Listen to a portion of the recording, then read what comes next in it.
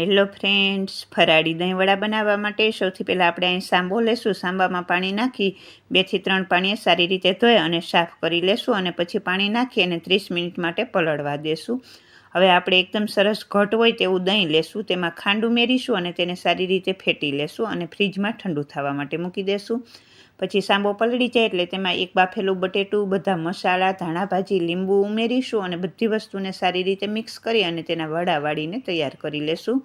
હવે ગેસ ચાલુ કરીને અપે પેન મૂકીશું. તેમાં થોડુંક તેલ ઉમેરીશું અને જે વડા વાળેલા છે તે ઉમેરી તેને બંને બાજુથી ક્રિસ્પી થાય ને તેવા શેકી લેશું. આ રીતે શેકાઈ જાય પછી આપણે તેને એક પ્લેટમાં વડા મૂકીશું. ઉપરથી જે દહીં બનાવેલું છે તે ઉમેરીશું, લાલ મરચું પાવડર અને ધાણા ભાજી ઉમેરીશું અને સર્વ કરીશું. તો તૈયાર થઈ ગયા છે મસ્ત મજાના ફરાળી દહીં વડા. ફૂલ વિડીયો જોવા માટે પેજને લાઇક કરો અને ચેનલને સબસ્ક્રાઈબ કરો. તો તૈયાર છે મસ્ત મજાના દહીં વડા.